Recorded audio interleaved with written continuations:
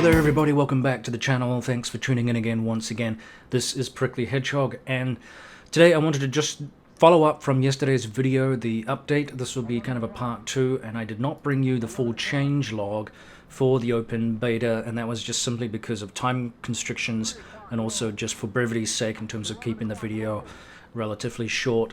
If I had included all of these things here as well, we would have had quite a long video, and I decided just to break it up into 2 parts, but then I also ran out of time to bring you both videos back to back. So here it is. This is the changelog. Now, of course, if you're unfamiliar with what I'm talking about here, there are 2 versions of the game. There is the stable version, which you can download for free, and there is, of course, an open beta. You can also download this for free from the website, but it basically means you're going to have 2 versions of the game. And if you're unable to run both versions, or if you, I have had people ask about being restricted by data downloads, or that they live out in an area where they don't have a lot of data bandwidth, then stick with the stable version. Don't, be frustrated by the open beta version. It's not giving you everything.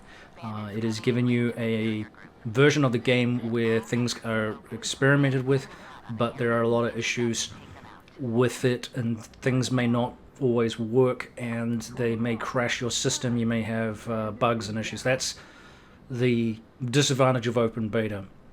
The advantage of open beta is that you can do your own troubleshooting and report back to the developers about what is and what isn't working, and also you do get a little sneak peek of some of the new things in the game that are intended to be released at a later stage to the stable version. And oftentimes that is modules, and that's probably why I believe most of us have the open beta version. It's certainly the reason I got it, because I wanted to try out the F-18 when it first came out, and I realized, oh, you can't play the thing, and then it was pointed out, yeah, it's only available in the open beta. So that's the benefit of it. That's the only real reason you would use it, unless of course you're a dedicated bug squasher or a person that's interested in squashing bugs for the developers.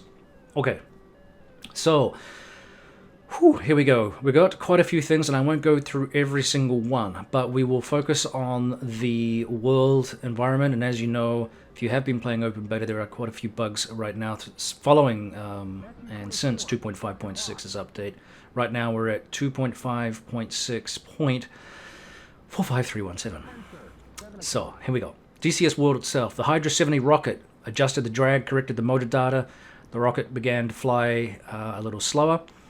Multiplayer status, you can't start from 3rd cat. That's apparently been fixed. I've had still some issues with the catapult launches. It worked one time, and then it didn't work another time, and this is in reference to the F-14B, so I don't know what's going on there. And then I also noticed in the, the Kaba campaign for the F-14, the wingman couldn't launch from the catapult. The catapult wouldn't connect up to his lead, the main landing gear wheel, and for whatever reason, he just sat on the flight deck of the aircraft carrier. So that was annoying. All right, here we go. More good news. AIM-7, AIM-120, R-27, R-77 missiles, loft and HOG trajectories on the net clients will be closer to the host delivery aircraft trajectory. Leader vehicle move crash has been fixed. Get target state for car crash has been fixed. AIM-120 fixed the bug where loft trajectory was dependent on missile heading. Multiplayer fixed occasional crash at artillery fire. Memory leaks in the terrain sources were fixed. Crash where the AI helicopters collect troops, that's been fixed. Wake turbulent damages aircraft on the ground, fixed. That was a big thing. I will have to check that out again too, because the F-16 used to blow up on one of the missions at night, when or at least one of the quick play games, the F-16 would be sitting on the ground, and then the wake turbulence would literally lift it up off the ground and destroy the aircraft, which was absolutely preposterous. So it can happen at close range. The power of some aircraft's jet wash, in theory, could move, and there's a great video of an F-14 Tomcat on the flight deck of an aircraft carrier moving forward, and the blast deflector is not activated, and I've heard that these things can fail sometimes, and they're quite a dangerous piece of equipment, probably one of the more dangerous ones on the on the flight of an aircraft carrier deck. But the blast deflector basically lifts up when the aircraft is connected to the catapult launch, and that deflects that blast of air from the aircraft's engines up into the air and away from other aircraft. In this case, the thing was down. I'm not clear. Maybe somebody knows this, but it's not clear if the F-14 was maneuvering into position, or if it was, as I said, the deflector actually was failed, or somebody forgot to flip the switch, what have you. But anyway, the aircraft behind the F-14 pilot then alerts the lead aircraft, hey, shut down your engines, what have you. To no avail. Unfortunately, it was too late. His front end of the aircraft actually lifted, moved across, and actually started being pushed over the deck. Now, unfortunately, it did stop there, but of course, when you're strapped into an aircraft that you can't quickly scramble out of, then both the pilot and the receiving aircraft, if you like, or the one that was being moved around, ejected. The Rio as well, both occupants ejected, and to avoid ending up in the drink and drowning or being killed. So I think they both survived that incident, but yeah, kind of a scary experience. So yes, it is possible for jet wash to move aircraft around, but not to the degree that this was happening with that particular mission in the quick mission options for the F-16. Alright, I digressed. So, helicopters, AI wingman, taxi bug with script that's been fixed, multiplayer missiles flying underground and into space has been fixed. Aircraft repair under hard cover will not create problems, that's been fixed. And multiplayer fixed statistics. Now, the DCS C101 Avio jet by Avio Dev, lots and lots of changes. I will not go through all of these, there's way too many. Similarly, for the Mirage by Razbam, it has had some updates, and I won't again go through these. I'll focus on the aircraft that I predominantly play, and many of you will probably be interested in. But anyway, both of those aircraft received some good updates. The heat blur Gripen that has also received just a few. Here we go, F-14B, also by Heatblow, big stuff here. They have added a TID AVIA page displaying the AOA, vertical velocity, ILS, and ACLS. This enables basically the Rio to closely monitor landing procedures and assist the pilot with pattern work, which is awesome. Now, I haven't tried this out yet. I have noticed some little adjustments to the that particular page, the VID page, which is useful. And also Grim Reapers actually did a little video actually showcasing at least the landing and how that works. So that obviously will end up in the stable version at some stage too, so that's cool. There's been a fix for the ground stabilization at high roll angles, so the ground radar, fix for radar range scale reverting to 200 nautical miles during Peace Search HU acquisition and multi-crew. Fix for the range while scan contacts on the TID timing out too soon in a 1-bar scan. Added COM1 frequency and COM2 frequency parameters exported to the Lua scripts for the AIC-159 and the AIC-182 radios. That's a mission editor thing apparently. Fix for the afterburning lighting at too high of a throttle position. Improvements to pilot stick travel animation. Added afterburner markers on the controls indicator. Oh, I didn't notice that. Remove debug carrier glide slopes on the control indicator. Cool. Added force feedback trim checkbox option for more realistic trim operation feel while using a force feedback joystick. And I don't own one of those, but nevertheless that is there. It works if any non-joy force feedback device is detected. Okay, I don't know what that is. Anyway, more realistic force feedback travel with the trim actuator movement, adjusted the compressor stall spool dynamics, and fine tuning of the pitch axis handling qualities. So that's cool. Obviously, yes, more updates for the JF-17 by Ironworks. That's to be expected. It is a new aircraft.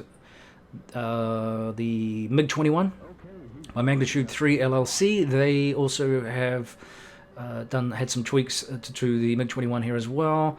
Not too many to go through, but I won't go through them, even though they are one of the highlights. I'll give you a highlight anyway. I just don't want to go spend too much longer in this, but there's the AI aircraft SFM model improved to more closely comply with human model, most notably in terms of previous angle of attack differences for comparative performances. Some audio-visual effects fixed, such as F2 RPM indicating for the afterburner engines, IR signature or afterburner. So there's lots and lots of things going on in DCS world right now, and no surprises there. It's a pretty complicated sim, so all of these adjustments are going to be nice. And there's been a lot of talk about how the AI function in the game. Hopefully that continues to be improved on. Anyway, here we go. Big news for the Eagle Dynamics modules here too. The DCS F-18C, they've added FLIR pointing modes, so the HUD pointing mode, snowplow pointing mode, velocity vector slaved, also known as VVSLV mode. Radar sometimes doesn't see targets in multiplayer. That's been fixed. Fixed the AA gunsight foresight queue, adjusted the AA gunsight funnel. Nice.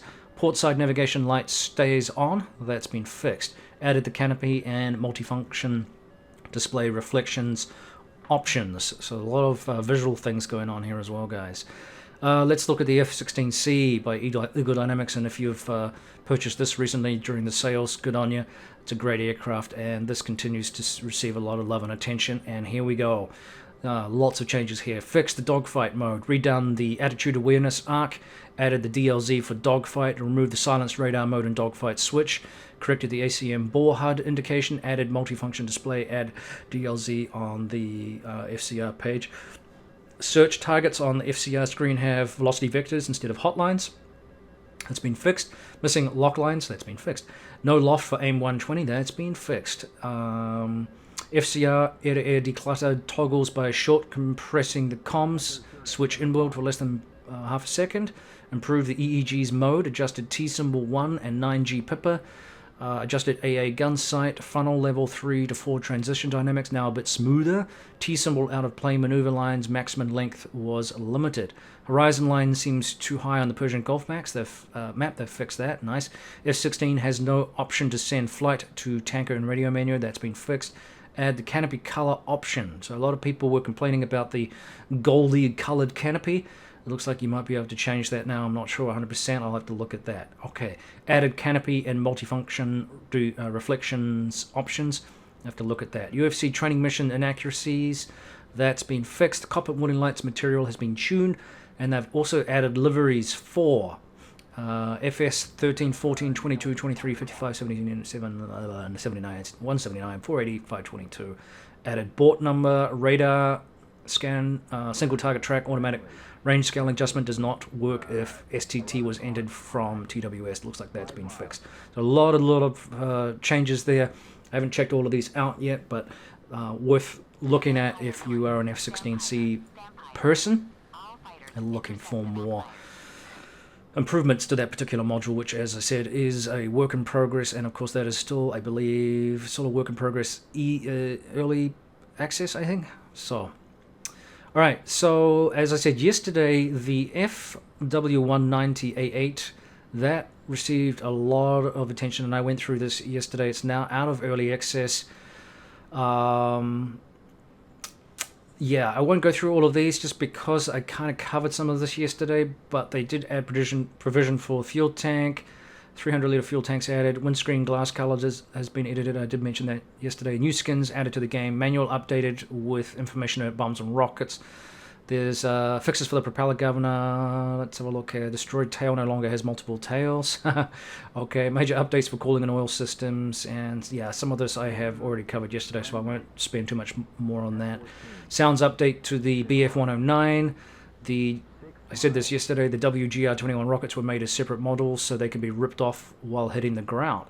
The Albatross, in the case when the aircraft is controlled by a player in the back seat and is thrown out of the server for some reason, control passes to the first player. Flaming Cliffs 3, SU-27 multiplayer data link ghosts contacts have been fixed. The F-15C instant action Persian Gulf 15 F-15C free flight over West Dubai, increased start speed to 0.8 Mach to prevent stall conditions. Okay. The Black Shark 2. Excuse me, bear with me. Increased time to idle, working of the first engine for correct start, second engine in the cold conditions. Fixed a bug that broke the display of the message, aircraft ready. Corrected mirror images inside the cockpit. The standby compass, the one on the overhead, fails to show direction from 180 degrees to 360. That's been fixed. The Huey had a little update, fixed a bug in the fifth mission. Some of the campaigns have received updates, and I won't go through all of that, but yeah, I hope that was helpful, especially with regards to the F-14. That's exciting about the Rio stuff, the landing components to the radar function, and I guess the INS as you come landing in it at the carrier. So not sure how it relates to land landings or shore-based landings, but I'm sure there's a similar thing. I will be trying to test that out, see what happens. Anyway, yeah, you can see why I didn't give you this yesterday, because in its own right, this is a pretty long video. So again, I just wanted to thank you guys for tuning in and bearing with me. Lots of stuff going on right now, so I'll bring you more videos as time allows, and I hope you're still staying safe out there in these difficult times. So stay tuned as we work through it all together, and stay in touch. Thanks for all the feedback and all the comments. I appreciate it. Stay flying. I'll see you around out there, guys. Prickly Hedgehog out.